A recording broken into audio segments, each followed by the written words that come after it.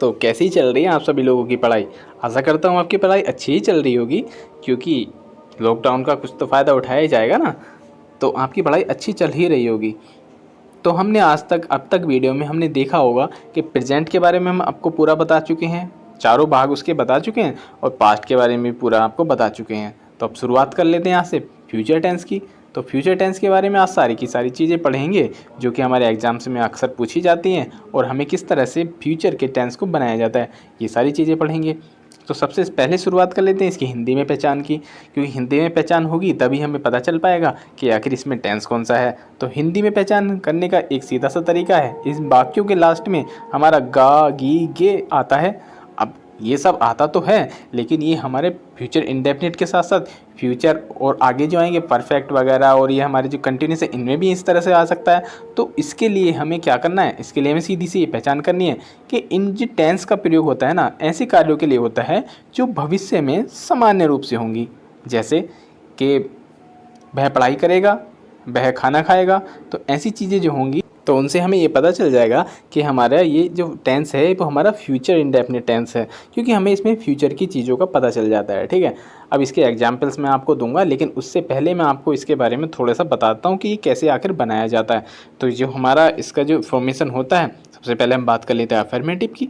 Affirmative में सबसे पहले हम सब्जेक्ट लेकर आएंगे और फिर उसके बाद विल या सेल लेकर आएंगे। अब विल या सेल का क्या हिसाब है, आई और वी जो होता है ना, तो वो हमारे जो फर्स्ट पर्सन होते हैं, आपको ये सारी बातें बाद में बताऊंगा, लेकिन आपके जो फर्स्ट पर्सन होते हैं जैसे आई और वी जो होता है, उनके साथ तो हमेशा सेल आता है, और बाकी जो चीज़ें होती हैं उनके साथ बिल आता है। इनकी भी कुछ कंडीशंस होती हैं, लेकिन उन कंडीशंस के बारे में फ़िलहाल हम बात नहीं करेंगे, क्योंकि वीडियो बहुत ज़्यादा लंबी हो जाएगी, और टॉपिक भी हमारा वर्ब का होता है, तो वो हमारा टॉपिक अलग होता है, तो उसके बारे में हम बात करेंगे बाद में। लेकिन आपको सिर्फ इतना ध्यान रखना है, सब्जेक्ट आता है, सब्जेक्ट के बाद हमारा विल या सेल आएगा, और फिर उसके बाद वर्ब की फर्स्ट फॉर्म आ जाती है, और उसके बाद हम अपना ऑब्जेक्ट ले आते हैं। ऑब्जेक्ट मतलब हम जो बाकी सारी चीज़ें बचती हैं हमारी वाक्य में, वो सारी चीज़ें ले आते हैं।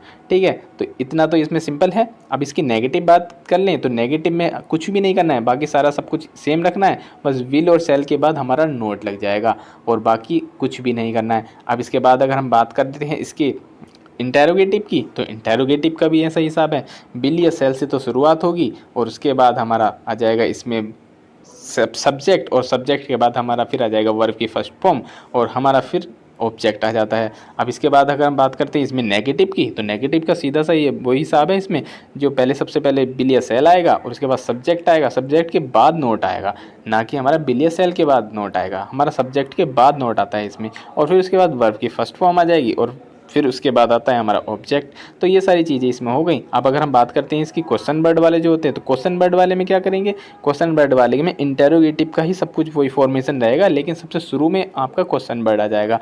जैसे कि हाउ हुआ, और हमारा वैन हुआ, हमारा वाई हुआ, इस तरीके के जो वर्ड होते हैं वो क्वेश्चन वर्ड होते हैं। ठीक है, तो इतनी चीज़ें हो गई, तो आपको फॉर्मेशन भी पता चल गया। तो इसके साथ साथ आपको कुछ मैं एग्जांपल्स दूंगा, जिससे कि आपको अंदाज़ा लग जाएगा कि आखिर ये अप्लाई किस तरह से किए जाते हैं, और कुछ आपको सेंटेंस देख के पता चल जाएगा कि आपके ये सेंटेंस होते कैसे हैं। तो आपको पीछे स्क्रीन में दिखाई दे रहे होंगे, तो आप ये सेंटेंस देखिए और आपको इन्हें समझिएगा। मैं थोड़ी देर के लिए चुप हो जाता हूँ, जिससे कि आपको अच्छे से समझ में आ जाए, और अगर थोड़ा सा भी कोई दिक्कत होती है तो वीडियो को फिर दोबारा से जाके देख सकते हैं। इसके रूल्स सारे लिखे हुए हैं ही, तो आप इन वीडियो इसे भी देखते रहिएगा। उसके बाद हम बात करेंगे अपनी कुछ ऐसे जो सेंटेंस हैं जो हमारे एग्जाम में अक्सर पूछे जाते हैं, उनके बारे में बात कर लेंगे।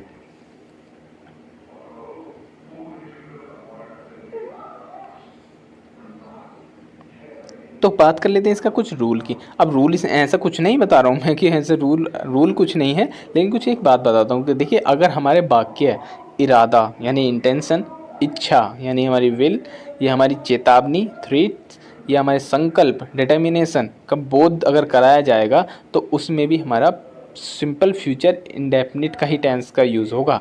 अब हम कहोगे कि ये किस तरीके से, तो मैं आपको कुछ एग्जांपल देता हूँ। जैसे I will never break the promise, यानी कि मैं कभी भी आपका प्रॉमिस नहीं तोड़ूंगा। तो इसमें आपको क्या पता चल रहा है, इसमें आपको इरादा पता चल रहा है, इसलिए यहाँ पर फ्यूचर इंडेफिनिट का यूज़ होगा।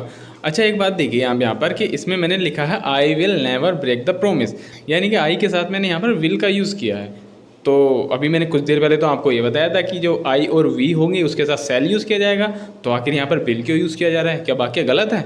अरे नहीं भाई, गलत नहीं है, ये भी एक रूल होता है, ये रूल होता है हमारा, जब वर्ब पढ़ेंगे ना हम तब आएगा। तो इसके लिए मैंने एक पर्टिकुलर अलग एक वीडियो बना दी है, तो आप वहाँ पर जाकर देख लो, वहाँ पर आपको सारी बात समझ में आ जाएगी। उस वीडियो को जाकर देख लो, लिंक डिस्क्रिप्शन में दे दूंगा, आपको बिल और सेल का बिल्कुल अच्छे से समझ में आ जाएगा, पूरी तरह से। हुआ, अभी आपको एक एग्जांपल और दे देता हूँ, जैसे the boss will scold you harshly, तो इसमें भी आपका जो पता चल रहा है, इसमें चेतावनी आपको दिखाई दे रही है। तो ऐसे टेंसेस जो होंगे ना, उनमें भी हमारा फ्यूचर इंडेफिनिट टेंस पता चल जाता है। अरे आपको इतना ज़्यादा ध्यान नहीं रखना है, आपको सिर्फ और सिर्फ ये ध्यान रखना है कि इसमें गा गी गे आ रहा है, जैसे कि जो वर्ब में, अगर वर्ब में गा गी गे आ रहा है तब, ऐसा नहीं है कि आपको कुछ और किसी चीज़ में भी गा गी गे जुड़ जाएगा तो आपको मान लेंगे कि इसमें फ्यूचर इंडेफिनिट है। अरे नहीं, अगर आपको वर्ब में गा गी गे जुड़ा हुआ आ रहा है तो वहाँ पर हमारा फ्यूचर इंडेफिनिट होगा, ठीक है। तो इस तरीके से आपका सिर्फ पहचान चल हो जाएगा। लेकिन अगर हमने इंग्लिश की बात करें तो आपको इंग्लिश में मैंने आपको बता दिया कि अगर इसमें आपका जैसे कि इंटेंशन, विल, थ्रीट या डिटर्मिनेशन का पता चल रहा है तो समझ जाइए कि वहाँ पर फ्यूचर इंडेफिनिट ही आएगा। और इस तरीके के हमारे कॉमन एरर में अक्सर जो एग्जाम्स होते हैं उनमें इस तरीके के क्वेश्चन ही पूछे जाते हैं। बिल या सेल को थोड़ा सा उलटफेर करके भी क्वेश्चन आते हैं। तो इस तरह से हमारा फ्यूचर इंडेफिनिट टेंस हो जाएगा। इसके बाद हम बात करेंगे अगली वीडियो में फ्यूचर कंटिन्यूअस टेंस की, वो एक छोटी सी वीडियो है, तो उसमें हम अगली वीडियो में बात करेंगे। तब तक के लिए जय हिंद, मिलते हैं आपसे नेक्स्ट वीडियो में। वीडियो अच्छी लगी हो तो लाइक कीजिएगा और चैनल को सब्सक्राइब भी कीजिएगा। अरे आप लोगों का ही तो चैनल है।